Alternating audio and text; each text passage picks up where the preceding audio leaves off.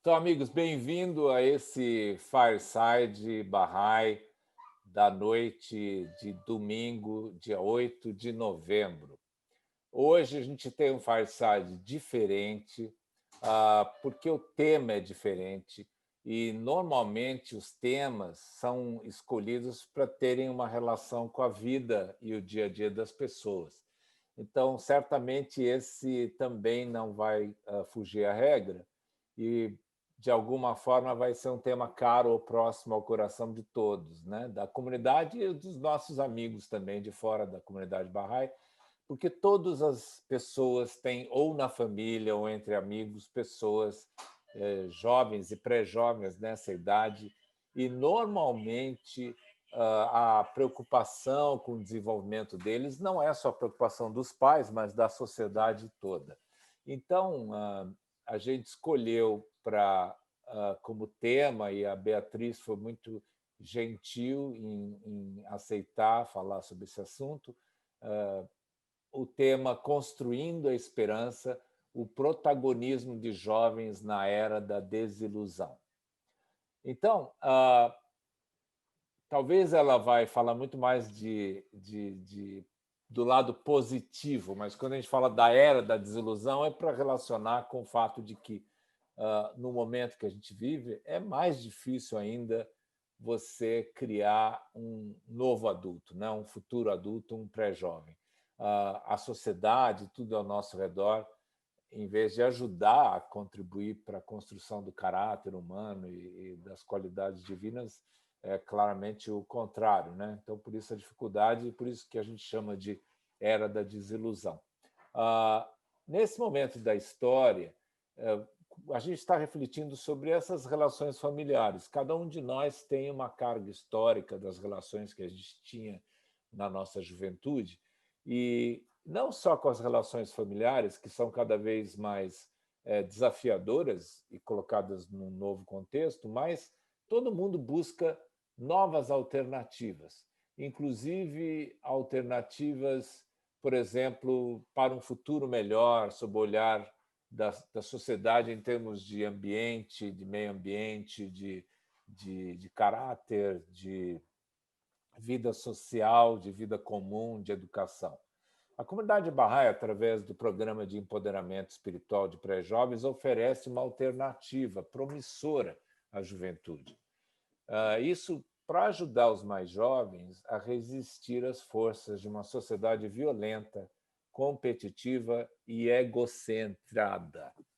Essa experiência de âmbito mundial demonstra como é possível sair da apatia e alienação para tornarem-se protagonistas de um processo de desenvolvimento comunitário que revela um enorme potencial de construção de uma nova sociedade. Então, foi com esse abstract, né, com esse resumo, que a Bia pensou em abordar esse tema. Eu vou, antes de admiti-la aqui na sala, até porque ela é meio tímida, então acho melhor falar bem dela e do currículo dela antes de ela entrar. A Beatriz Humphreys Gama é arquiteta urbanista formada pela FAUSP, com especialização em desenvolvimento social e Planejamento Territorial pela Unicamp. Ela tem experiência em capacitação e mobilização de setores populares e relacionamento com agentes públicos e agentes políticos. Ela atua há mais de 25 anos com gestão de políticas públicas para governos e organizações não governamentais. Ela é certificada internacional do PMD-Pro para gestão de projetos sociais. É membro da Comunidade Bahá'í do Brasil, servindo como tutora e animadora de pré-jovens no processo de construção da comunidade. Beatriz é mãe e todos que conhecem Vitória, Luísa e Gustavo saberão dizer muito bem que a Beatriz é uma senhora mãe. E acho que tudo que ela vai falar fica muito mais cristalizado pela educação que a gente vê que ela conseguiu realmente transferir a esses jovens muito especiais. Então, sem mais delongas, eu vou admitir a Beatriz e com a entrada dela e ela já sabendo que foi devidamente apresentada, viu, Beatriz? Você já foi devidamente apresentada, então não se preocupe com os salamaleques já foram feitos. Se você quiser, a palavra já é sua e eu vou transformar você em co-host, né, para você poder fazer o compartilhamento de tela, tá bem? Então, nesse momento, você está consagrada. Então, boa noite, Beatriz. Muito obrigado por ter aceito falar sobre esse tema instigante e tão próximo a todos nós. Obrigado por estar aqui com a gente. Eu que agradeço. Obrigada a vocês, amigos. A gente vai falar de um tema que todos nós, que com certeza gostamos muito, que são os nossos pré-jovens, a nossa juventude. Então, acho que vamos passar aí uns momentos agradáveis, com boas reflexões. Vamos começar? Você quer que eu possa começar? Por favor, começa, se você quiser dar um resumo antes dos slides, ou já começar com os slides, como você preferir. Porque a gente tem que lembrar que, às vezes, as pessoas que estão no Fireside são pessoas que conhecem o processo de empoderamento de jovens que a comunidade Bahá'í faz. Mas os nossos amigos, que nós depois vamos falar para verem esse filme no YouTube, não conhecem tão bem. Então, você pode contextualizar, porque às vezes alguém está passeando no YouTube e se interessa pelo assunto de pré-jovens, tem um pré-jovem em casa, e não sabe de todo o contexto que, às vezes, os amigos que aqui estão sabem. Então, se você quiser fazer isso antes da tua apresentação, fica à vontade, Bia. Eu acho que a própria apresentação vai fazer essa introdução, e aí a gente vai conseguir ir conversando, né? Acho que... Fica à vontade. Então, você já está compartilhando, ótimo. Eu só vou repetir, amigos, por favor, fiquem no mute, tá bem? Agradeço. Então, o nosso tema é Construindo a Esperança, né? O protagonismo de pré-jovens na era da desilusão. A ideia é que a gente possa apreciar esse programa, é um programa educacional, né, de empoderamento e voltado ao nosso lado espiritual. Então, antes da gente falar mais sobre o programa, a gente vai ter essa introdução, essa contextualização para a gente entender para que ele serve, por que ele foi criado, né? Depende dessa introdução que a gente vai fazer aqui juntos. Eu espero que a gente possa ter, na verdade, um bate-papo, não é uma palestra, né? Então, eu vou introduzir esse tema e depois a gente vai abrir para conversar e vamos trocar ideias, enfim, espero que seja uma coisa mais interativa e não uma palestra. Bom, nos últimos 20 anos, a comunidade Bahá'í está colaborando com o desenvolvimento social em âmbito mundial, com o processo que chamamos de construção de comunidades. Este processo está baseado em duas importantes premissas. A primeira é que a melhora da sociedade só vai ocorrer se essa transformação atuar no âmbito do indivíduo e da sociedade. E a segunda está na convicção que a natureza humana é material e espiritual. Então, o programa de empoderamento de pré-jovens, ele está dentro desse processo de desenvolvimento social, que a comunidade Bahá'í chama de construção de comunidade, e para a gente entender as bases dele, a gente tem que entender essas duas premissas, né? Uma, que a transformação tem que ocorrer a nível de indivíduo, ao mesmo tempo que ocorre na sociedade, e a segunda é que essa convicção que a gente precisa criar da natureza humana, que é material e espiritual. Então, vamos pensar sobre isso um pouquinho.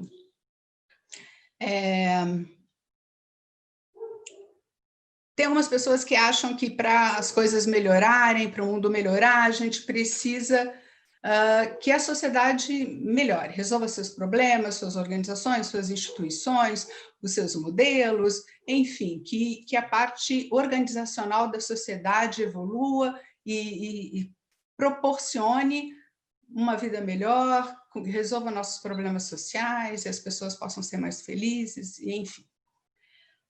E outras pessoas que acham que não adianta, que na verdade o problema é do indivíduo. É o indivíduo que precisa ser remodelado, né? Ele que precisa melhorar, e aí sim a sociedade vai melhorar.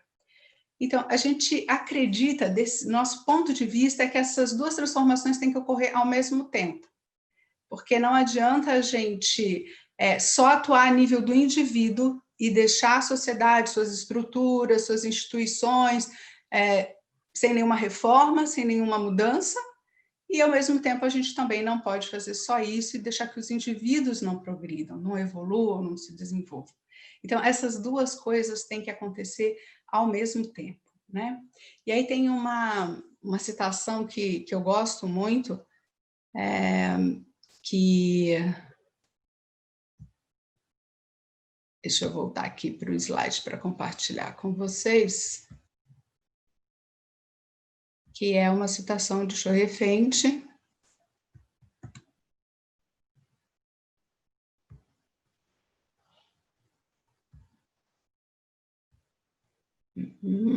espera aí, só um minutinho, tem que ser aqui.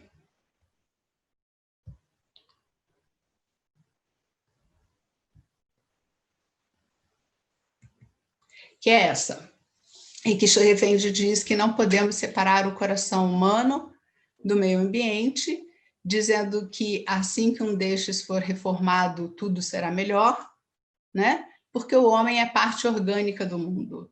A sua vida interior molda o meio ambiente e é também profundamente afetada por ele. Um atua sobre o outro e toda mudança permanente na vida dos homens é resultado dessas reações mútuas. Então, como a gente somos nós que atuamos e que moldamos o meio ambiente, e também a todo tempo o ambiente em que a gente está nos influencia e nos molda.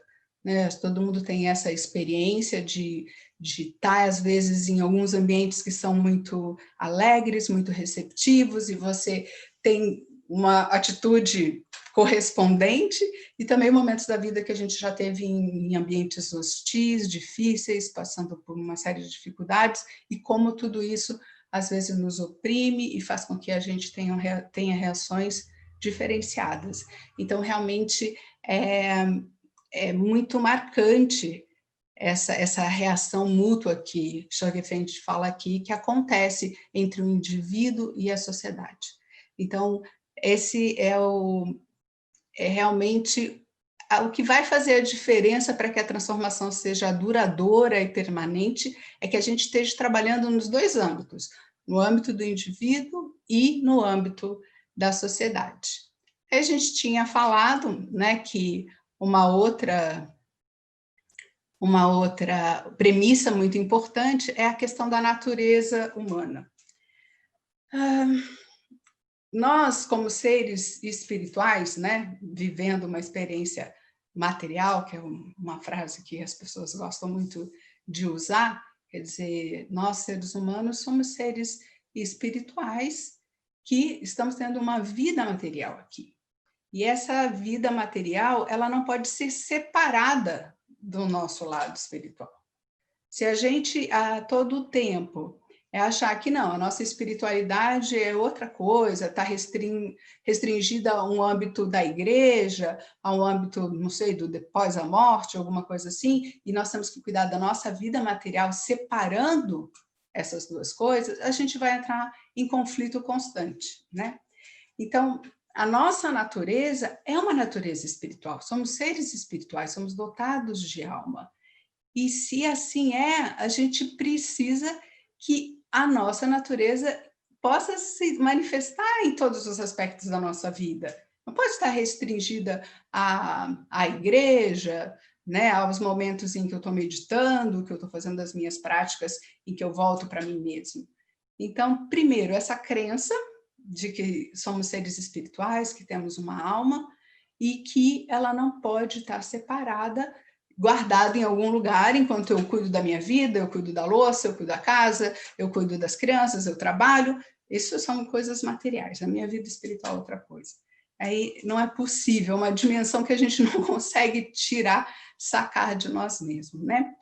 E o que a gente está falando a respeito de essa natureza espiritual é realmente essa questão da nossa consciência, dos nossos poderes espirituais, né? Das nossas virtudes. Nós não estamos falando de crenças religiosas, de coisas dessa natureza. Nós estamos falando que nós, como alma, somos capazes de amar, somos capazes de ser generosos, de ser altruístas, de ter compaixão. Então, essas coisas são da natureza humana, pertencem à alma humana. E são coisas que a gente não pode deixar de lado na nossa vida. Então, como é que a gente pensa a todo momento sobre a nossa natureza espiritual e a nossa natureza material, sem que não haja uma fragmentação, sem que isso seja uma unidade na nossa vida? E como é que a gente trabalha pelo nosso desenvolvimento individual, ao mesmo tempo que a gente trabalha para o desenvolvimento da sociedade? Então, são essas duas questões super importantes, que são as premissas para a gente fazer esse trabalho que a comunidade Bahá'í tem desenvolvido em parceria com muitos amigos, né, de uma forma ampla, a nível mundial, oferecendo, não que nós tenhamos a solução para os problemas, para todos os problemas sociais do mundo, mas oferecendo essa prática, essa alternativa para a gente encontrar o caminho do desenvolvimento. Vou voltar lá um pouquinho, então, na apresentação.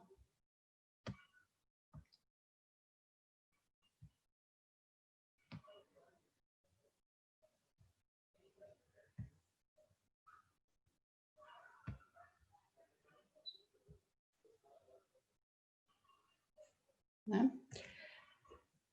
Tá, então vamos falar um pouquinho sobre os problemas sociais, né? Nós falamos que a comunidade Bahá'í está oferecendo essa experiência de construção de comunidades como uma alternativa para a gente melhorar o mundo, melhorar a situação em que a gente está.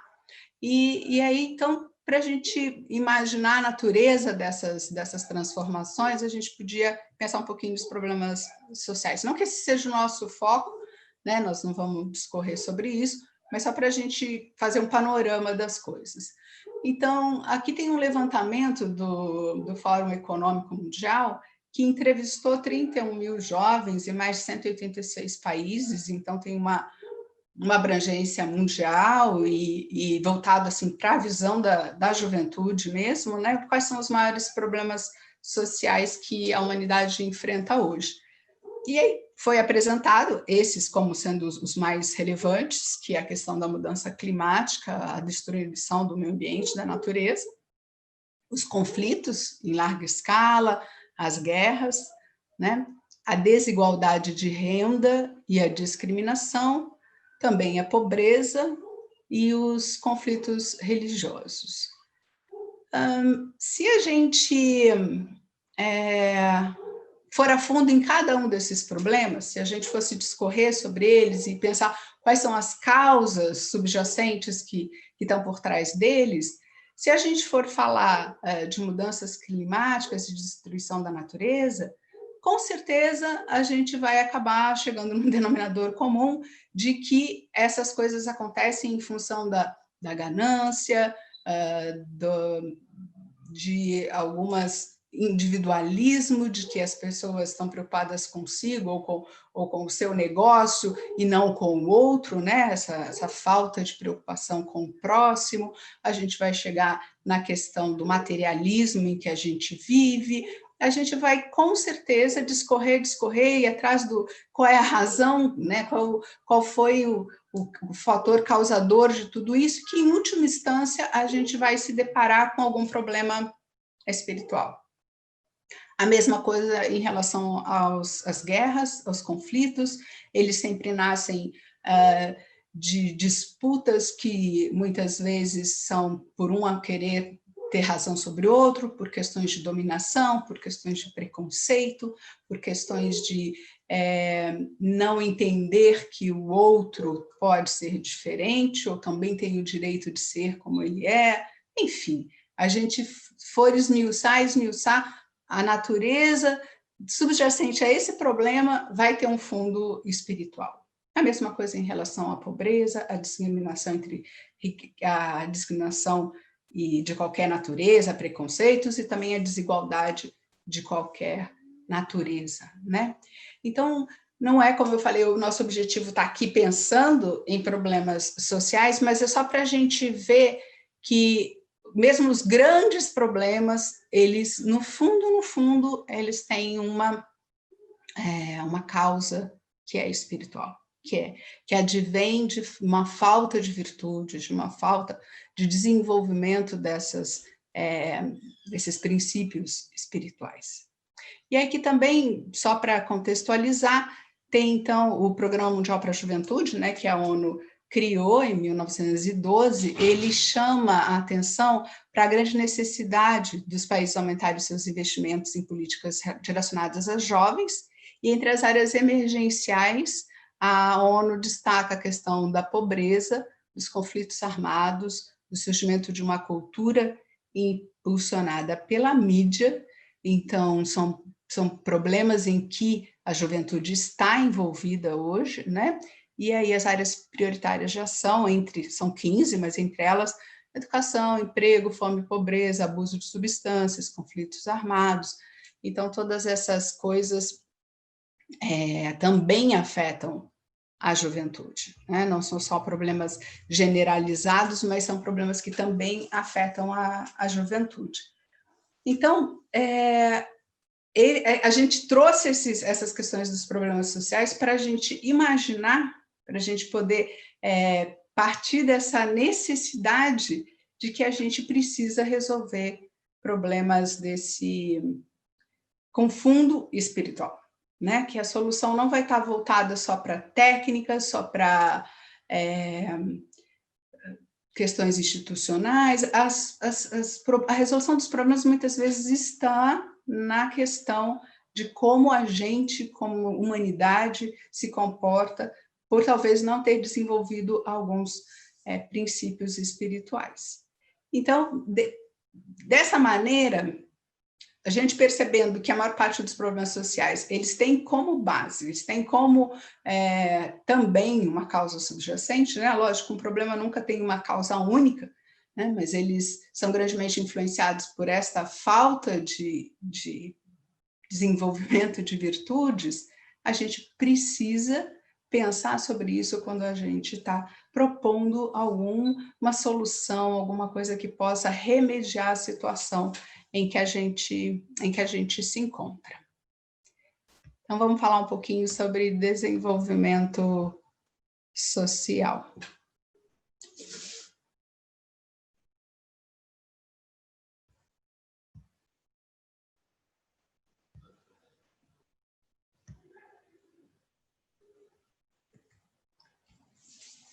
Então, esse processo de transformação social que a comunidade Bahá'í está promovendo está intimamente ligado ao conceito de prosperidade.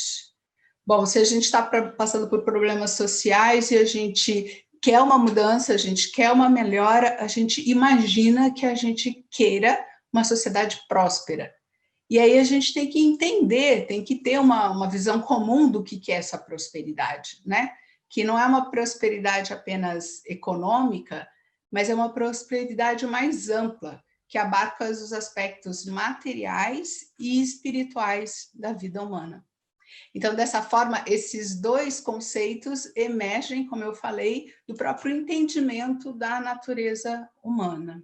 O reconhecimento da natureza espiritual do ser humano e suas implicações na vida material da humanidade devem moldar os conceitos de prosperidade e desenvolvimento social, apoiados em valores e princípios universais como a justiça, a participação universal, a unicidade da humanidade.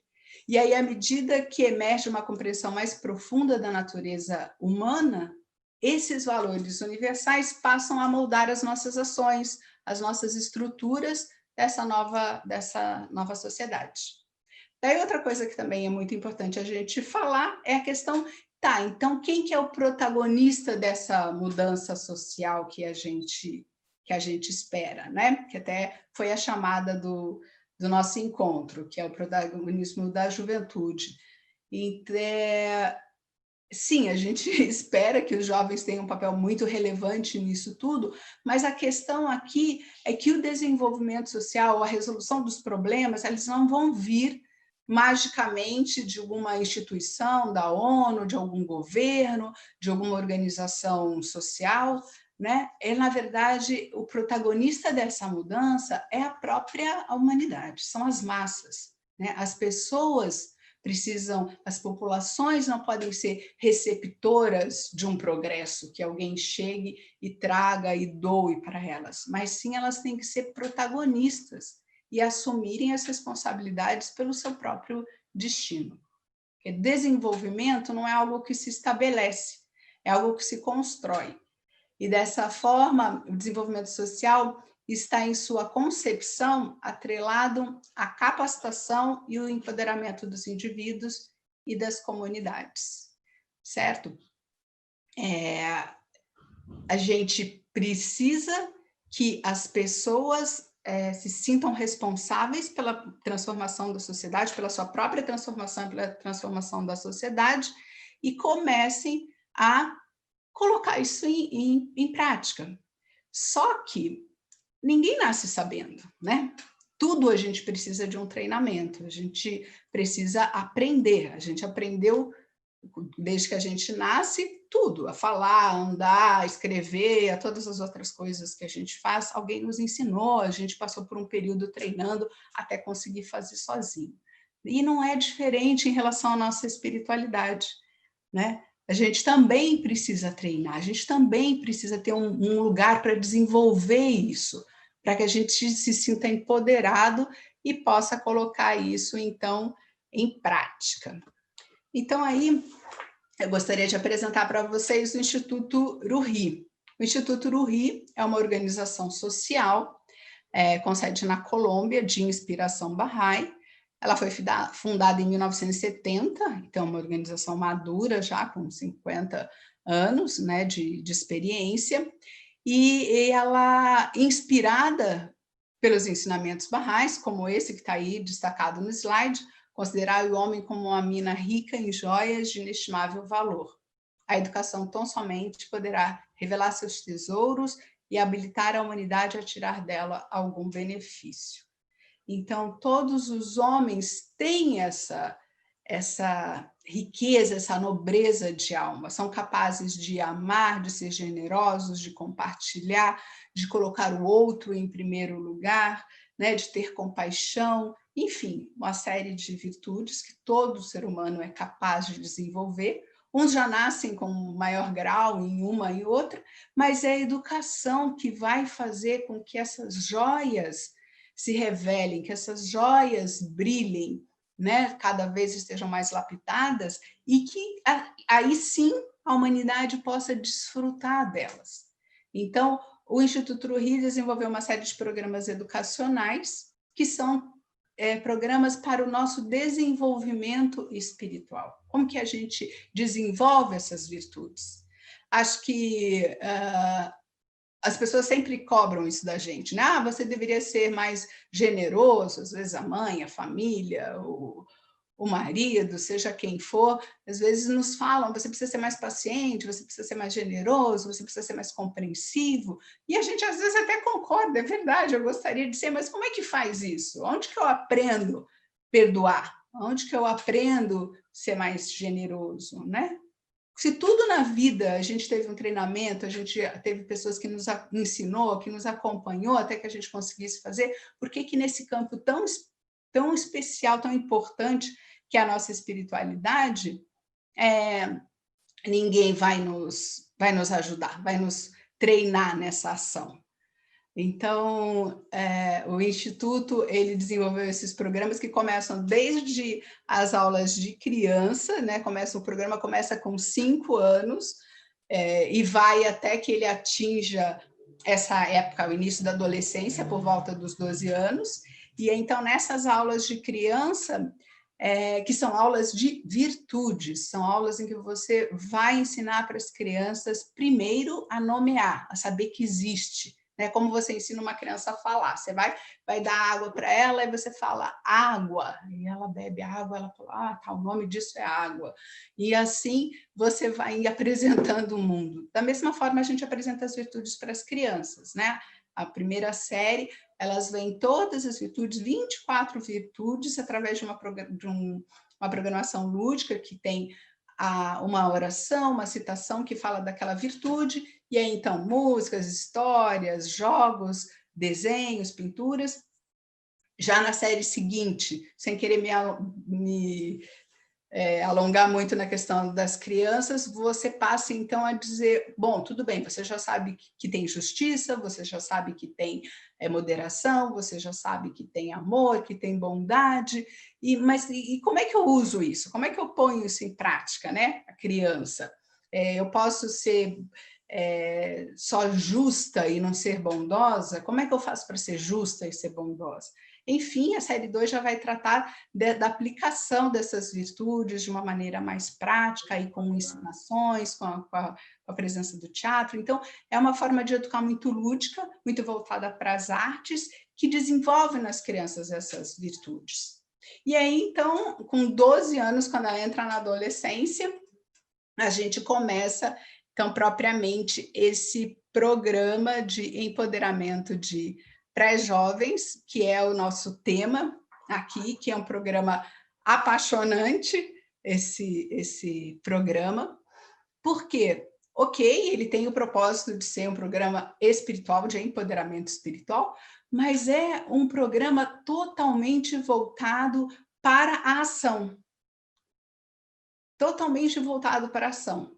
Não é uma coisa teórica, não é ficar falando com as pessoas, dando aula para os pré-jovens, mesmo porque nessa idade ele já não quer mais aquela figura do professor, né? Então, o programa de empoderamento de pré-jovens, ele atinge uma faixa de idade de 12 a 15 anos, essa faixa etária da adolescência, em que as crianças não são mais crianças, não querem ser mais crianças. Eu acho que quem tem filhos em casa, quem já teve filhos nessa idade, sabe a dificuldade de você conviver com um adolescente.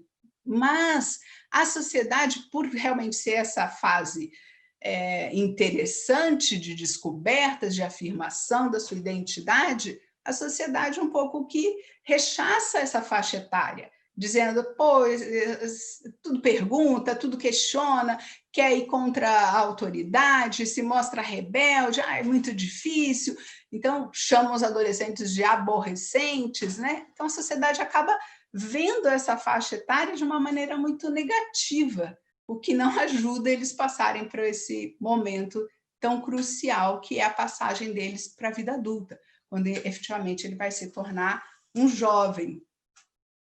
Então, esse programa, ele olha para os pré-jovens com uma outra visão, com uma visão de que legal que ele está questionando as coisas, porque ele não é mais criança, ele não vai simplesmente fazer o que você fala para fazer sem pensar.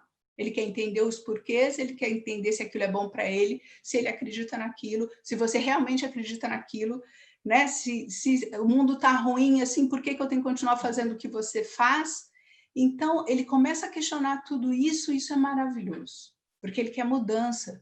Ao mesmo tempo que ele quer entender quem ele é, seu papel na sociedade, ele não está satisfeito com o mundo que ele tem, então ele quer uma coisa diferente. Então, os pré-jovens geralmente têm esse desejo de mudança, esse altruísmo, sabe? Sabe aquela coisa que você fala para ele que fez mentir desde criança e de repente ele te pega numa mentira quando ele tem 12, 13 anos e ele fala, mas espera aí, você não falou para mim que não podia mentir? Né? E quando ele era criança, ele não se dava conta ou não tinha a coragem de te contestar. E agora ele tem, porque ele está criando a sua identidade, a sua autonomia, né? Então, ver os pré-jovens com essa coisa de, poxa, esse cara está saindo da infância e está virando gente, vamos ajudar, vamos pegar todo esse potencial. Então, o programa ele tem essa visão muito positiva, muito nobre dos pré-jovens. Então, vamos falar um pouquinho do programa em si mesmo, né? E aí a gente pode, então, bater mais papo aí, conversar mais sobre como que a gente consegue essas mudanças. Então, o programa de empoderamento de pré-jovens, ele nasceu dessa convicção que a sociedade atual enfrenta uma grave crise de valores e que a mudança só ocorre através da educação de novas gerações. Nós acreditamos que os jovens podem ser os protagonistas da mudança social e precisam ser empoderados para se responsabilizarem pelo seu futuro e pelo futuro de suas comunidades.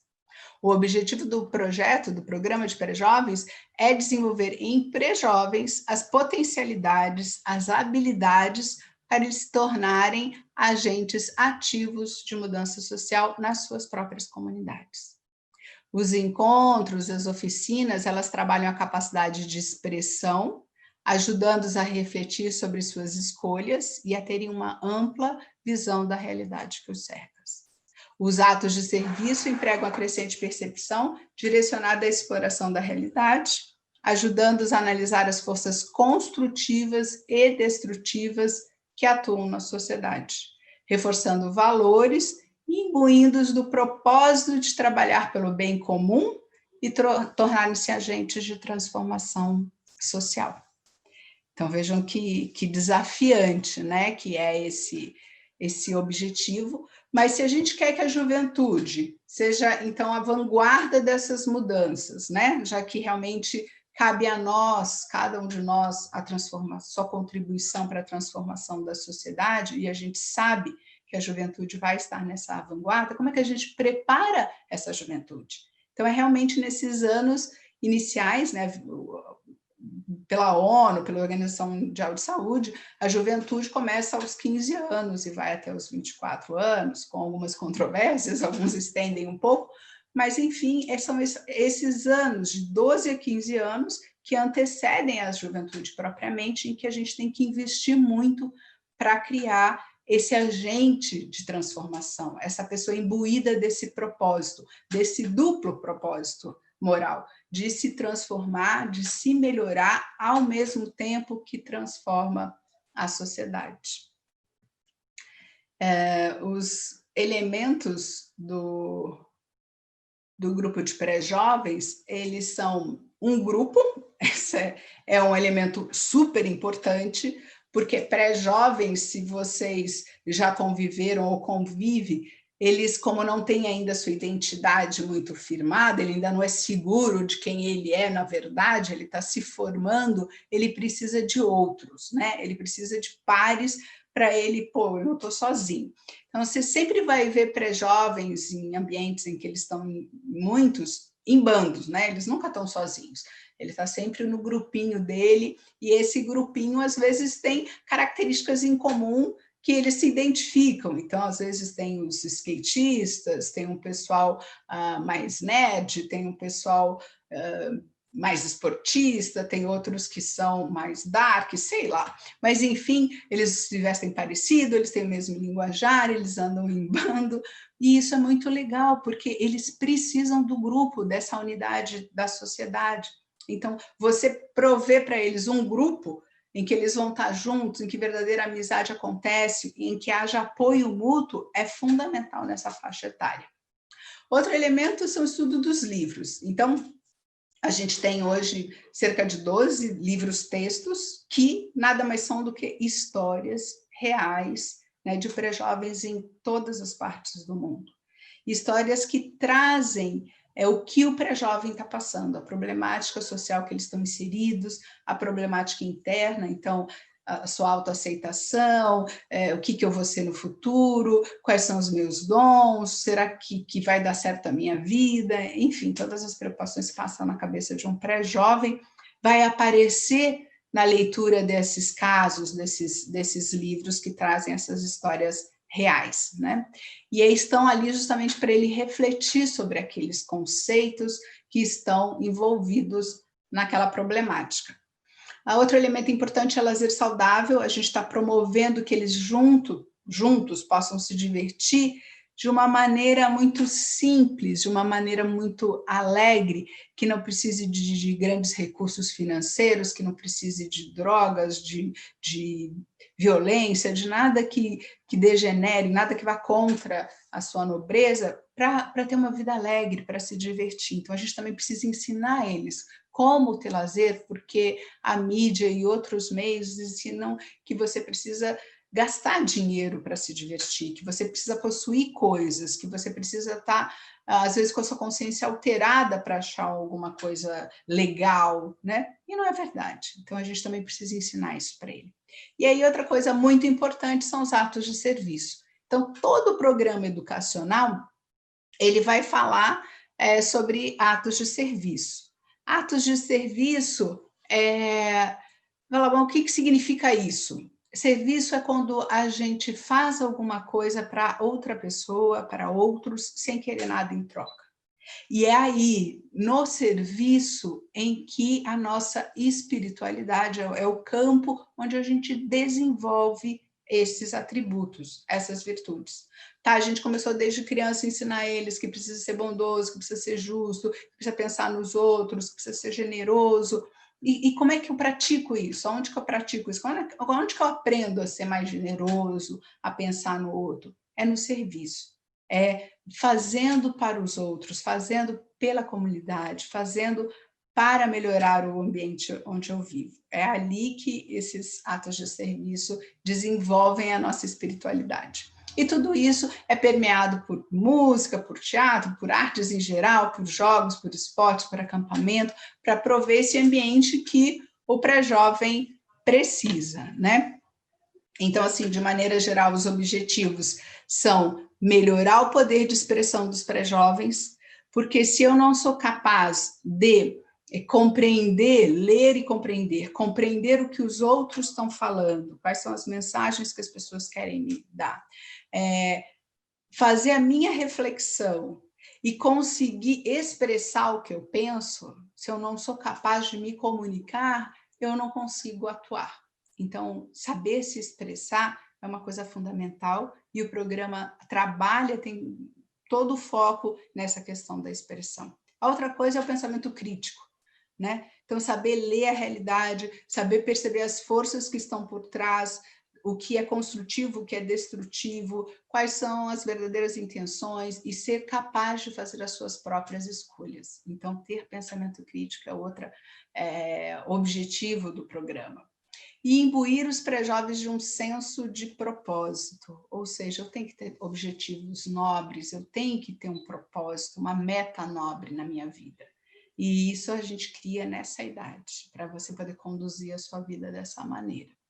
Então, como a gente já falou um pouco ali nos elementos, a gente tem o estudo de 12 livros-textos, né, a realização de atos de serviço abnegado, a gente tem visita aos lares, que é uma coisa importantíssima, que é você ter uma interação com a família desses pré-jovens, eles serem parte dessa comunidade, né? E também os festivais em que eles apresentam o que eles estão desenvolvendo e ter toda essa também esse feedback da própria comunidade para ver como que para eles poderem ter essa resposta e apresentar o que eles estão fazendo, tudo isso. Então, o programa é muito amplo, não, como eu falei, ele, apesar de ser um programa para empoderamento espiritual, ele está tratando de várias facetas, ele está tratando do desenvolvimento da habilidade linguística, de compreensão, ele está tratando da sociabilidade entre os amigos, ele está tratando do próprio ato de serviço, de servir ao outro, de servir a comunidade. Então, desenvolvido através de artes, através de acampamentos, de lazer, de um monte de coisa, que de uma maneira muito profunda vai causando transformação nesses pré-jovens.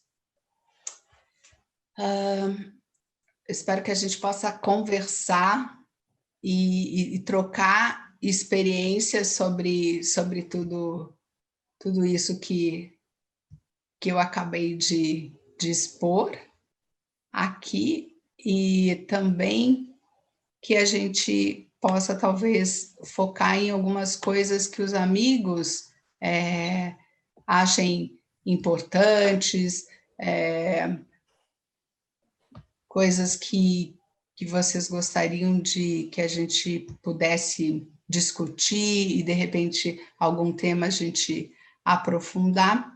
Beatriz, me perdoe se eu te interrompo, acho que nem é uma interrupção, é mesmo a ideia de ter um bate-papo, então até dá tempo de você tomar uma aguinha. Eu sei que você está quase no fim da tua apresentação, mas 2 pontos que você mencionou, eu acho importante. Certamente é muito importante no projeto, no programa, e quem sabe você pode explorar melhor com exemplos. Desde o começo, quando você começou a falar, eu pensei assim, puxa, deve ter um montão de gente pensando tudo isso que ela está falando, se não tiver um apoio da família, a família acaba sendo uma chave importante para a modificação do ambiente social em volta, né, da vida da criança, do jovem, do pré-jovem. E quem sabe o sucesso da empreitada depende essencialmente da interação da família e da participação ativa, porque senão as duas realidades que o pré-jovem vai ver na casa dele ou com os princípios elevados que vão ser discutidos, talvez essa dinâmica fique muito difícil para ele administrar. Minha vida é assim, meu pai é assim, minha mãe é assim, e aqui o pessoal do Instituto está me dizendo para fazer isso. Então, eu queria que você explorasse esse tema da relação da família. Você falou que é muito importante, mas você não falou como é que você instrumentaliza isso. O que é que você faz para ter a participação da família e para a família perceber o quão vital esse apoio que ela está dando e está recebendo também, porque ela não está só dando, ela está recebendo uma coisa extraordinária. Você ter um jovem, um pré-jovem num projeto desse é coisa que qualquer pai e mãe quer. Então, como é que é essa ponte família e o grupo de empoderamento de pré-jovens? Sim. Não, foi ótimo que você fez essa pergunta, porque realmente é crucial. Lógico, para o pré-jovem entrar em qualquer atividade, ele precisa da permissão dos pais, né? Ele não é um adulto, ele não é autônomo, ele precisa, e a gente sempre... Esse programa, na verdade, ele é aplicado, vamos começar por aí, né? Às vezes em bairros, numa vizinhança, às vezes em escolas adotam o programa como uma atividade complementar, às vezes em organizações sociais, né? Então, nesse momento, vamos dizer que seja uma situação em bairro, em que alguns jovens estão oferecendo o programa para aquela comunidade, eles precisam da permissão dos pais para que os pré-jovens possam participar. Então, a primeira coisa é essa questão de você ir até a família, explicar o que é o programa e perceber se elas sentem a necessidade desse programa, né? E na maior parte das vezes, como você falou, eles, puxa vida, era tudo que eu precisava, porque, olha, não sei como lidar, não quer obedecer, não quer mais estudar, agora está rebelde, agora não sei o quê, eu falo, não me atende, estou ficando doida. Essas são as frases que a gente ouve da maior parte dos pais, né? Então, a gente fala, bom, o programa tem esses objetivos, tem essas atividades, vocês acham que seria bom? E a maior parte dos pais, lógico, acham que vai ser muito relevante, assim, que é muito importante, e então autorizam. Só que a gente já deixa claro que, olha, é uma coisa que a gente vai ter que fazer junto, né? Não é uma coisa que, olha, você vai mandar ele para uma colônia de férias e vai voltar diferente. É um processo que a gente vai ter que trabalhar junto. Então, essa família ela é constantemente visitada por esse jovem que aplica o programa, que a gente chama de animador. Então, se estabelece uma relação de confiança entre esse animador e a família, e todos esses aspectos são discutidos. Por que nós estamos trabalhando isso? Por que nós estamos discutindo tais assuntos? Como é que a gente ajuda ele? Ele está passando por alguma dificuldade? E também, esse pré-jovem, ele já vai vendo as mudanças que o comportamento dele gera na casa dele, que as conversas geram. E é uma coisa que a comunidade no entorno vai alterando. Você falou isso, eu lembrei de uma vez que eu fui conversar com alguns pais para aplicar o programa, para explicar, né? Então, eu reuni um grupo de amigas, mães da minha filha, que hoje está com 23, mãe das amigas da minha filha, que hoje está com 23 anos, e fizemos um chá da tarde, e um estava na casa de uma delas e o marido estava em casa, mas ele não estava na conversa, ele estava assim numa sala ao lado. E aí eu expliquei, eu quero o programa, e as mães falaram, parece muito bom, tal, mas as crianças estão tão ocupadas, elas têm balé, inglês, não sei mais o que, informática, e a escola, tanto, eu não sei se vai ter tempo, não sei o quê. E aí o pai saiu da outra sala e falou assim, olha, se eu entendi o que ela falou, essa é a coisa mais importante que eles têm que fazer.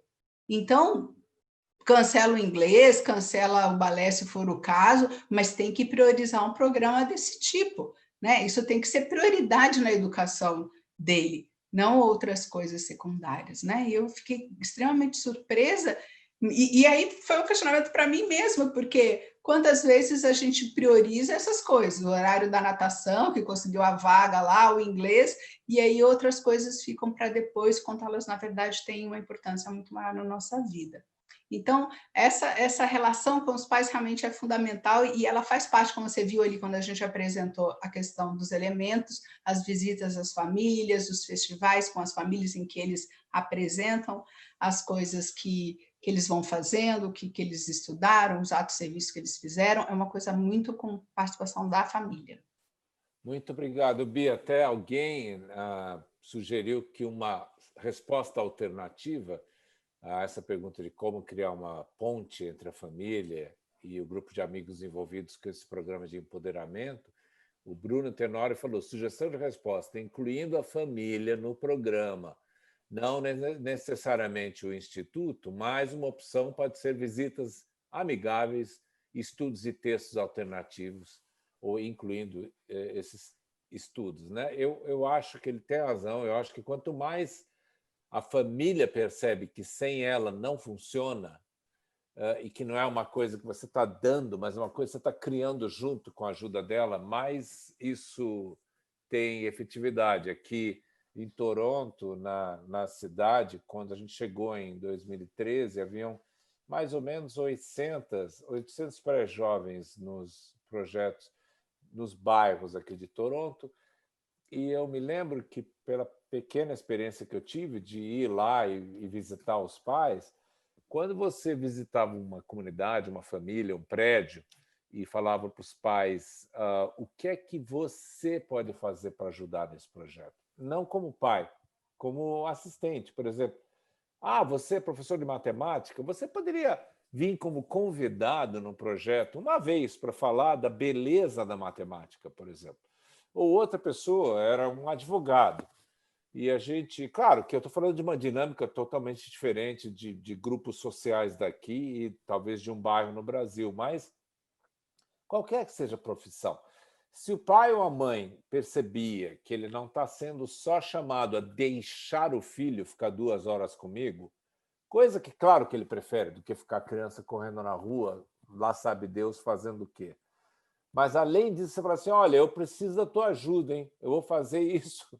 Eu estou oferecendo isso por serviço à humanidade, eu não estou sendo pago para fazer isso, eu estou ajudando, mas, por favor, me ajuda. Você sei lá, advogado, você tem um conhecimento de alguma coisa, você poderia vir dar uma palestra. Então, você engaja os pais de outra forma e eles se sentem corresponsáveis, não só como pais e família, mas dessa forma mais ativa, né? Mas é bacana isso que você está falando. Outra pergunta que foi falada aqui, eu ia fazer uma outra, mas eu estou privilegiando as perguntas que estão entrando aqui. Agradeço. Por favor, pessoal, mandem as suas perguntas por escrito que a gente vai ler todas. Beatriz, uma pergunta interessante com a pitadinha de pimenta que foi colocada aqui. Então é a seguinte, a Rohanguis perguntou, como é que vocês tratam o tema muito sensível e importantérrimo para um pré-jovem, que é do assunto do despertar sexual, da sexualidade, da coisa que mais, vamos dizer, define talvez a pré-adolescência, essa época um pouco antes da adolescência, é a preocupação com esse aspecto, com esse lado da vida, né? Essa transformação biológica, tudo. E como é que é o processo, vamos dizer, de acompanhamento, de apoio, de entendimento disso pelo grupo do empoderamento de pré-jovens, já que eles estão nessa fase aí meio delicada, né? É uma boa pergunta também, porque realmente é nessa fase da vida, né, que todas as alterações hormonais acontecem, que tem esse despertar, e isso também é parte desse momento conflituoso que ele vive, porque é uma explosão de hormônios, isso causa uma série de reações emocionais, e é característico da adolescência. Mas a questão, o que acontece? É que hoje a sociedade, principalmente a mídia, ela explora esse aspecto e acaba sexualizando esse adolescente muito cedo, né? Então, aí ele está exposto a uma série de propagandas, a uma série de discursos, a músicas, a coisa que está trazendo, botando isso como se fosse a coisa mais importante da vida dele. E, na verdade, não é. E é isso que a gente não quer pôr em foco, na verdade. Não que a gente vá, isso não está acontecendo, não vamos tratar desse assunto, não é isso. Mas a gente direcionar esse momento que ele da adolescência para algo muito maior, porque o interesse dele seja muito mais esse do socializar, né? Do não estar, por exemplo, namorando, então eu estou me relacionando com uma única pessoa, mas agora é o momento de eu me relacionar com um grupo. Como é que eu interajo com o meu grupo, até que eu vou ter maturidade para ter uma interação com o outro, vamos dizer assim, um parceiro, né? Então, a maior parte das iniciações sexuais precoces acontece nessa idade. A gente tem gravidez com 12, com 13 anos, de uma forma, assim, grande. As primeiras experiências sexuais da juventude estão acontecendo na pré-adolescência, quando ele nem tem ainda seu corpo totalmente formado, porque o estímulo é muito grande. E o programa não vai tratar isso assim como se fosse um aspecto prioritário, porque não é. Não, sem negar isso, sem contestar isso, tratando com naturalidade as mudanças de corpo, de voz, de comportamento como sendo parte. E aí tem uma coisa muito legal, que é assim, como a gente falou, trabalhar com pré-jovens é uma arena em que os jovens podem se dedicar. Porque ele acabou de sair da adolescência, ele sabe o que esse cara está passando, ele acabou de sentir tudo isso dentro dele, então na hora que ele está confuso, na hora que ele está irritado, esse jovem fala, pô, eu sei o que ele está passando, eu passei há pouco tempo, e consegue se solidarizar e falar assim, ó, vamos fazer dessa forma, vamos junto, que você tem esse ambiente de apoio e você vai superar esse momento e vai passar por ele com tranquilidade. Eu acho que realmente o mais importante é a gente dar foco no que é importante, e tirar eles dessa exposição tremenda que a mídia faz, sexualizando já crianças, né? E fazer com que eles possam perceber esses discursos, essas coisas, e às vezes rechaçar, falar, não é a hora, eu não quero me envolver com isso agora, ainda não é a hora, né? Muito bacana, Bia. E tem uma pergunta aqui sobre o Covid, mas eu vou colocar ela para pouquinho depois, pela seguinte razão, que eu queria seguir uma linha que talvez faça um contraponto com a palavra desilusão. A gente não falou tanto da desilusão, mas tem uma razão da palavra estar lá. E é o seguinte, a gente está numa era, a Beatriz falou, o próprio programa do qual ela falou já tem quase 50 anos, né? Então não tem muita novidade. A brilhante mente do Gilberto Freire, quando criou a ideia, inclusive ele usava o nome também, animador, né, de círculos de cultura, ele chamava de círculos de cultura. Essa ideia já tem 60 anos também. O mundo transformou-se muito em 60 anos. E eu me lembro, quando eu era jovem, que era uma época do experimento dos anos 60, anos 70, da psicodelia dos movimentos hippies, do sexo livre, das loucuras que aconteceram com LSD e tudo mais que a humanidade passou no começo dos anos 70, mais ou menos, fim dos anos 60. E um dos experimentos que estava colocado nessa época, não quer dizer que tenha relação com isso, um dos experimentos que aconteceu entre o fim dos anos 50 e os anos 70, 80 ainda, são os experimentos das vidas em comunidade, em grupos humanos com comunidade. Não estou falando de comunidade hippie, estou falando de comunidade mesmo. O pessoal falava assim, bom, quem sabe a gente junta os pré-jovens e alguns pais cuidam de todas as crianças dessa idade e alguns outros pais cuidam das crianças da outra idade. Então, por exemplo, um exemplo claro são os kibbutz, né, em Israel. Os kibbutz, os pais moravam em casas pequenas que não tinham quarto para os filhos. Os filhos moravam coletivamente. Os filhos moravam em dormitórios. E alguns pais cuidavam daqueles filhos para os pais poderem trabalhar no campo, né, nos kibbutz, plantarem e tudo mais. E o experimento deu errado.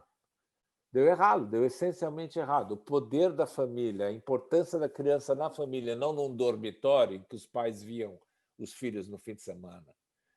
Foi provado pelo experimento humano que não funcionou, tanto é que os kibbutz começaram a mudar completamente a dinâmica e até a arquitetura, né? Você que é colega da FAO tem muito a ver com isso, até o partido das casas dos kibbutz mudou, porque antes eles falavam não precisa de lugar para criança fica tudo no dormitório. Então, tem hoje muito adulto que, por causa dos experimentos dos anos 70 e 80, sofreu muito, teve muita dificuldade de ser adulto. E essa é a minha pergunta. Se o processo que nós estamos falando tem 20 anos, você já teve a experiência de ver um atual adulto que tenha 30 anos, 35, não precisa ser adulto velho que nem eu.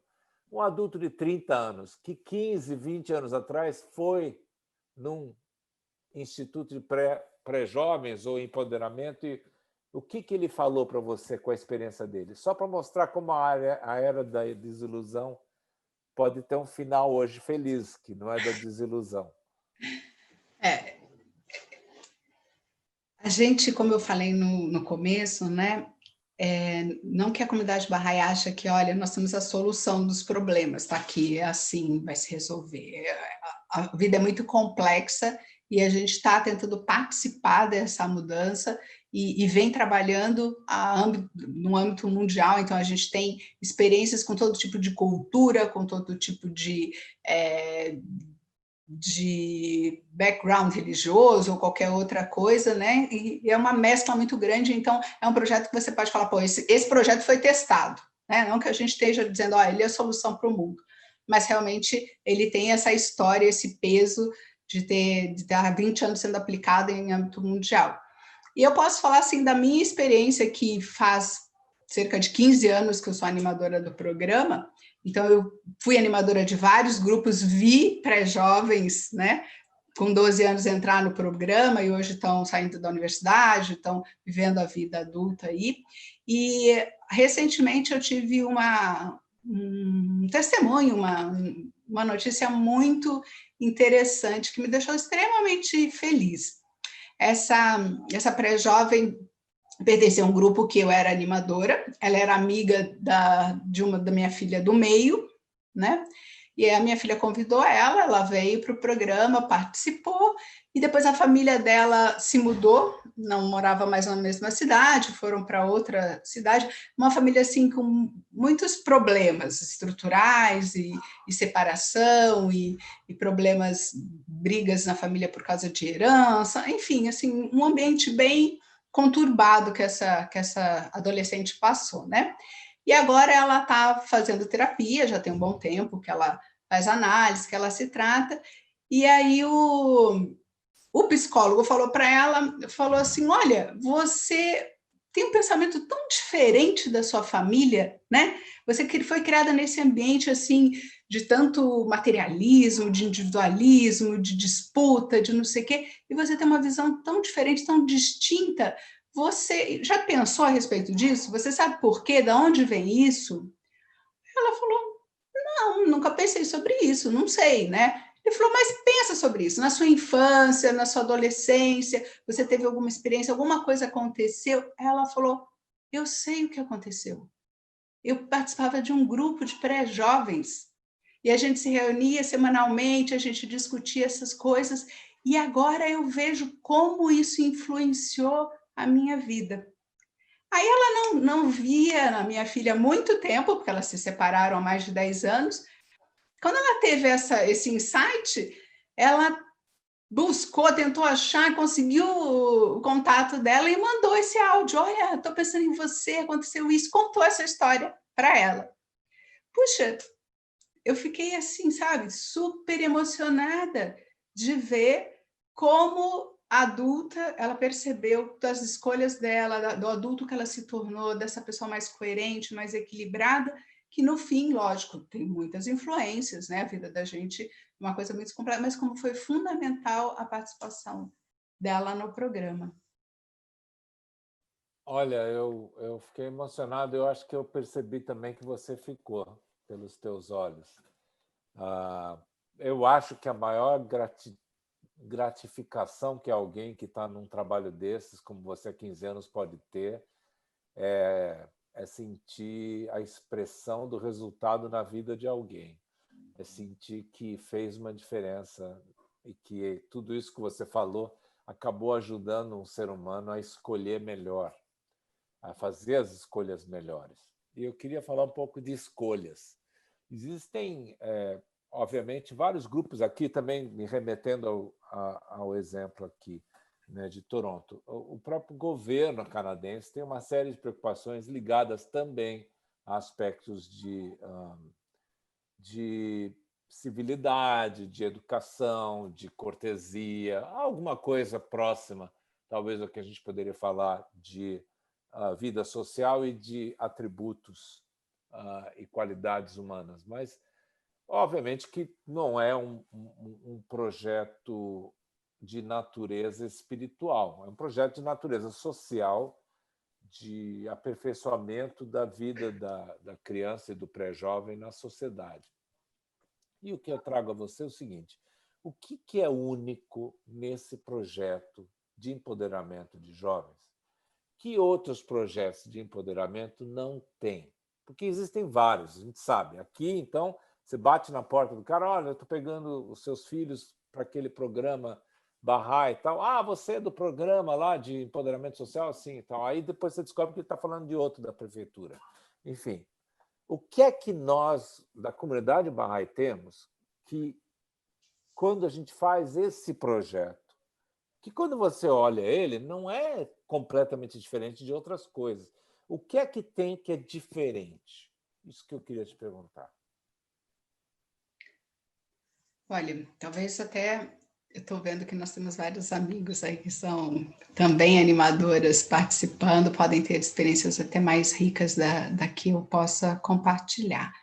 Mas, de verdade, assim, eu acho que o que faz toda a diferença é a gente não estar ali, tipo, simplesmente, olha, você vem participar desse programa, você vai aprender tais e tais coisas, você vai adquirir tais e tais capacidades e, ok, você vai usar isso na sua vida. em diante. Na verdade, a gente, com esse programa de empoderamento espiritual, a gente espera que esse pré-jovem, ele se engaja numa vida de serviço, que ele crie propósito e ele passe a colaborar ativamente na comunidade dele, não durante o programa, mas para o resto da vida, né? Então, esses atos de serviço que esses pré-jovens se envolvem, eles vão cada vez, atos às vezes muito simples, né? Quando você começa com um pré-jovem de 12 anos, ele fala assim, bom, o que a gente poderia fazer para ajudar? Quais são os problemas? Eles vão pensar em coisas muito simples, vão arrecadar alimentos, vão visitar os idosos, né? E, ok, a gente começa com atos simples, assim, de serviço, mas esses atos vão crescendo em complexidade e em capacidade, porque, assim, gente que acha que o mundo está ruim, você vai encontrar aí 90% da população que vai achar que está ruim. Todo mundo vai concordar.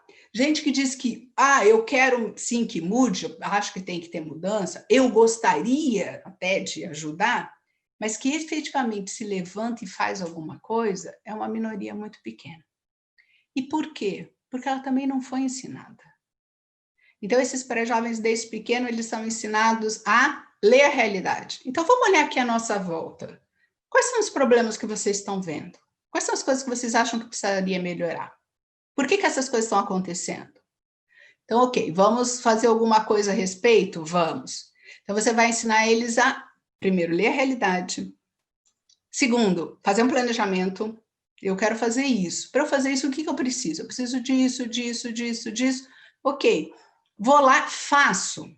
Vou propriamente para a ação. Saio do plano das ideias, do idealismo, e aí volto e reflito. Deu certo? Não deu certo? Por que não deu certo? O que poderia ser melhor? E da próxima vez, faz melhor.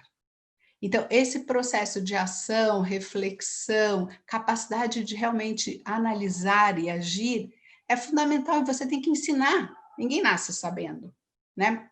E esses atos de serviço vão crescendo em complexidade.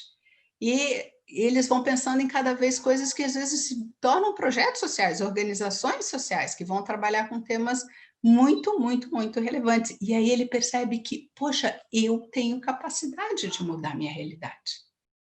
E isso vai tornar uma prática para a vida dele. E aí, não é que ele vai sair do programa e vai seguir a vida dele. Ele vai estar ali na comunidade dele o resto da vida envolvido em ação, em transformação, quando se tornar jovem, animar outros pré-jovens e fazer esse círculo não parar mais, né? Então, a gente não está oferecendo uma medida paliativa por um tempo curto, um treinamento, olha, experimenta isso aqui por esse tempo. Não, a gente está convidando essas pessoas para entrarem num processo contínuo de transformação social. Beatriz, obrigado. Deixa eu te perguntar uma coisa completamente diferente, mas acho que conectada ao que você está dizendo. Algumas pessoas olham o Brasil como um país que tem grandes injustiças e, geralmente, a maioria das pessoas acham que as injustiças vieram antes da gente estar, da história, da realidade social, da distribuição de riquezas perversa, da corrupção, dos governos. Aliás, o governo sempre, claro, governos e políticos são sempre os responsáveis por tudo. E isso talvez é uma visão simplista que tira da gente o empoderamento da gente querer mudar. Entende? É muito fácil dizer é sempre assim, a história é assim, a colonização foi assim, a escravidão, e os governos não ajudam, a corrupção. E aí você fica sentado sem fazer nada, só achando tudo ruim. O que você está falando de ser protagonista, de modificar o mundo, você acredita que isso começa nessa idade? Quer dizer, será que o que vocês estão fazendo no Brasil inteiro acaba mudando o destino desse jovem que, em vez de sentar e achar que tudo tem que vir para ele, tem que ter um governo mais justo e tal, ele percebe que tem muita coisa que ele mesmo pode fazer? Você tem um exemplo disso? Olha, sem dúvida, é essa a base, o cerne do projeto. as pessoas entenderem que elas são as protagonistas, que não vai vir nenhum governo, que não vai vir nenhuma organização que vai resolver os problemas dela. Mas uma coisa muito importante, Neissa, é que você percebe quando você está trabalhando assim em comunidades, você percebe que, apesar deles saberem que os problemas são estruturais, que não vai mudar rapidamente, que o governo isso, que não sei o que lá, esse discurso que a gente conhece, né? A maior parte dos problemas que eles listam, eu vou te dar um exemplo. A gente trabalha aqui num conjunto habitacional, né, população baixa renda.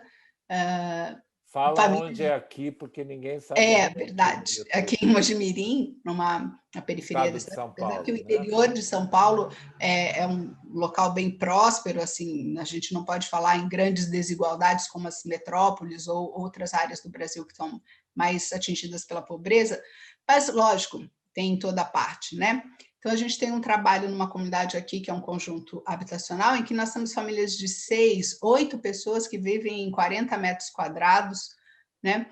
Em que é conhecido na cidade como Carandiru, que, para aqueles que não sabem, foi um presídio muito famoso na cidade de São Paulo, que depois teve uma rebelião, enfim, hoje não existe mais, mas era símbolo de criminosos e de uma situação muito terrível. Bom, ele é apelidado de Carandiru, então, se você for fazer uma ficha de emprego, tiver seu endereço tal lugar, a pessoa nem quer te contratar.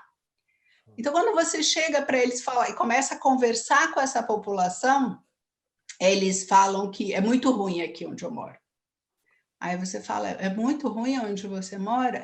Quais são os problemas, você acha? Ele não fala que ele mora em 40 metros quadrados, ele não fala que ele não consegue um emprego por causa disso, ele não fala de um monte de oportunidades, que a escola pública do bairro é violenta e não sei o que, não sei o que. Ele fala, as pessoas não têm respeito. As pessoas não se respeitam, as pessoas brigam. Então, o discurso é esse.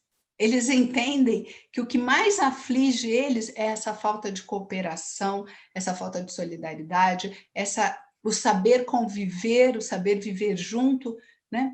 Então, perceba que na hora que você vê que são essas as coisas, está dentro da sua mão mudar.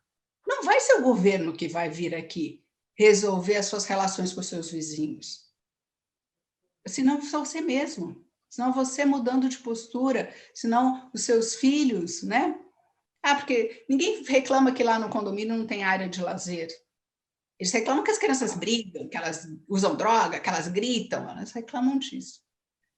Então, a questão das relações humanas, elas são muito mais fortes em qualquer cultura. E é isso que precisa ser diferente. É isso que a gente precisa realmente mudar. Eu vou te dar um outro exemplo de um grupo de pré-jovens na Califórnia, nos Estados Unidos.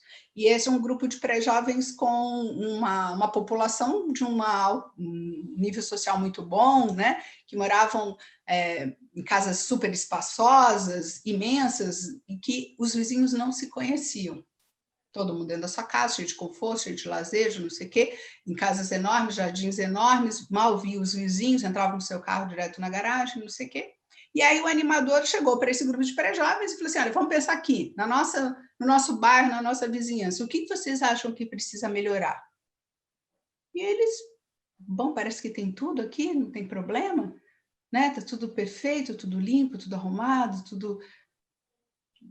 Mas será? Não tem problema? O que vocês acham? E eles refletindo, eles falam assim, olha, tem uma coisa, as pessoas aqui não são amigas.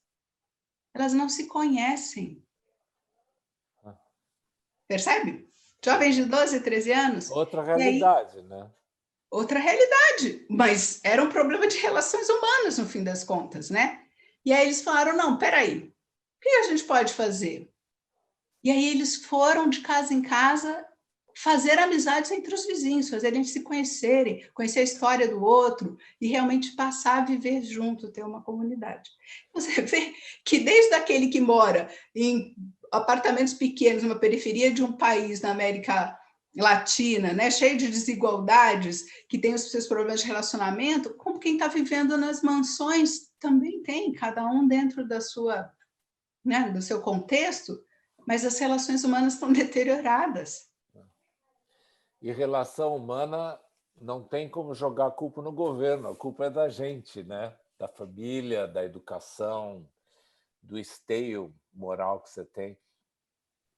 Eu tenho uma pergunta para você, Bia, até porque você me inspirou nesse exemplo que você falou das casas grandes, com o pessoal entrando e saindo das garagens. Eu não posso deixar de falar, porque agora você me provocou. Eu vi um exemplo de atividade social de pré-jovem, de serviço muito original. Eu vou puxar a sardinha para a cidade da minha irmã, que é Maringá. Em Maringá, no Paraná, um grupo de pré-jovens achou que o problema do bairro deles era o trânsito. E aí eles falaram assim, mas o que nós vamos fazer de projeto com o trânsito? A gente não tem idade para dirigir, a gente tem 12, 13 anos, o que nós vamos fazer? Ficar na rua? Os pais não vão gostar muito, né? Aí, olha que ideia sensacional. Eles falaram assim, mas tem outro lugar que o trânsito também pode ter educação melhor. E talvez a gente pode ir lá ensinar educação no trânsito. Sabe aonde? Supermercado. No supermercado, os carrinhos às vezes se enfrentam. Vocês já repararam? Na fila, na curva, agressividade, chegou primeiro, passa na frente. Agora, então, com Covid é pior ainda, porque a fila para passar no caixa é maior. E aí os pré-jovens fizeram um projeto, um folhetinho sobre educação no trânsito. Resolveram ir no supermercado ensinar educação no trânsito, porque eles falaram assim, se os adultos aprenderem aqui, que é seguro, a gente pode dar para eles sem ser atropelado, eles podem usar na rua, né? Então, eu fiquei assim impressionado como tem criatividade, percepção, sabedoria e, no final das contas, engajamento do pré-jovem, perceber que, puxa, quando um pré-jovem de 12, 13 anos pode mudar alguma coisa, ele pensa, puxa, eu quero ser assim como um adulto, né? E, Exatamente. puxa, é maravilhoso ver o efeito que isso pode ter na vida das Sim, pessoas. não, e é surpreendente, assim, as reflexões que os pré-jovens têm são surpreendentes. Eu já me peguei com pré-jovens, sabe, chegando e fazendo questionamentos que eu falei, meu Deus, ele tem 12 anos, e quase que eu falei assim, olha, eu também até hoje não sei a resposta disso, tenho 50 também, ainda estou tentando entender, entendeu? Como a vida é. Assim, sensacional, sensacional. E as ideias, os serviços que eles planejam e que eles executam. Teve um grupo de pré-jovens, agora eu me lembrei, de Mauá, que eles não sabiam. Eu não sei o que a gente faz, não sei quais são os problemas. A animadora falou assim, por que vocês não saem aí pela vizinhança e perguntam o que os adultos acham que precisava melhorar aqui? De repente, a gente pode ter alguma ideia. E aí eles foram, bateram nas casas, falaram, nós somos um grupo de pré-jovens, estamos fazendo isso, o que vocês estão achando que precisa aqui no nosso bairro? E aí eles viram que muitos moradores falaram que no bairro as ruas não tinham aquela identificação, aquela plaquinha, né, geralmente no poste, que diz o nome da rua, o CEP, essas coisas. Então, era difícil chegar a correspondência, não sei o quê. Isso já faz algum tempo, né? Hoje já as pessoas dependem menos do correio, mas ainda assim, conta e outras coisas vêm por via impressa, né? E eles tinham dificuldade, porque não achavam os endereços, correio e tal. E parece que realmente é uma coisa que o governo vai fazer, né? Colocar a placa lá na rua, quem que vai colocar? Mas os pré-jovens não tiveram dúvida, eles foram atrás de material, pegaram, pediram para pessoas ajudarem, confeccionaram pequenas placas em madeira, escreveram à mão o nome das ruas, pegaram arame e foram lá e colocaram uma placa que a gente chama denominação de logradouro em todas as esquinas do bairro e resolveram um problema que há anos os adultos ficavam reclamando que as cartas não chegavam. Então, sensacional, quer dizer, o que você vai falar? Esse menino com 12 anos faz isso? Ele vai mudar o mundo, com certeza. Por isso que eu deixo aqui a ideia. Vão procurar os meninos de 12 anos, 18 anos depois e ver como eles estão mudando o mundo agora como adultos. Talvez isso aqui seja um belo tema para o futuro, para ter um fireside sobre os trintões que eram jovens ou pré-jovens de 13 ou 14 anos, 15 anos atrás. Bia, o tempo está acabando, Mas antes de eu agradecer a tua presença, tem um comentário aqui da Lu Marjan que mostra que pré-jovem e ser facilitadora ou ser animadora pode ser o objetivo de vida de uma criança, porque ela está falando que tem uma filha um filho de 9 anos que o objetivo dele é um dia ser animador e que ele adora pegar as crianças que são mal educadas que ele conhece e falar: você está precisando de ir num grupo de empoderamento. Quer dizer que é uma coisa que até os menorzinhos já esperam poder participar. Parabéns, Lu, é isso mesmo. A gente tem que colocar neles esse objetivo nobre de ajudar as gerações que nos antecedem. Assim, nosso tempo está terminando, Bia. O que eu faço? Dá para convidar você para uma segunda conversa sobre esse assunto? Mas aí você vai ter que entrevistar os mais velhos, para eles virem no programa e falarem que isso aí seria ótimo, sabe? A gente poder ter um fireside com os antigos pré-jovens, que você até conheceu, virem abrindo um pouquinho a experiência deles, o que mudou a vida deles depois. Quem sabe para o futuro aqui. Realmente, nosso tempo está terminando. Tem alguma palavra final, alguma coisa que você gostaria de fazer para encerrar? Eu acho que é uma boa ideia a gente ter esse fórum que, de repente, pessoas possam dar esse depoimento, né, e falar da sua experiência, o quanto isso influenciou. Sem dúvida, pode ser riquíssimo. E eu acho que, na verdade, a gente não pode perder a crença de que as coisas podem melhorar. Acho que nossa geração foi uma geração que quis muito a mudança, mas errou aí a direção, deu muitos tiros errados, e aí a gente acabou criando nessa geração agora essa desilusão. Parece que não tem jeito, né? E a gente fica falando, não, mas vocês são jovens, vocês devem tentar, sabe? Só com esse discurso, e eles olham para a gente tipo assim, olha, vocês fizeram tanta porcaria, deixaram o mundo tão ruim para a gente, à beira do caos, e agora vocês querem que a gente resolva, né? Então, eu acho que a gente também agora tem que se levantar e ir lá ajudar eles, empoderar eles, né? Se colocar a serviço deles, dar os instrumentos certos para eles poderem fazer essa mudança que a gente tanto precisa. Não é só eles, mas nós também precisamos desse mundo melhor. Então, eu acho que é responsabilidade da nossa geração aí falar, poxa vida, vamos ajudar esses jovens aí, vamos preparar esses pré-jovens para serem esses jovens que vão fazer a transformação que a gente quer.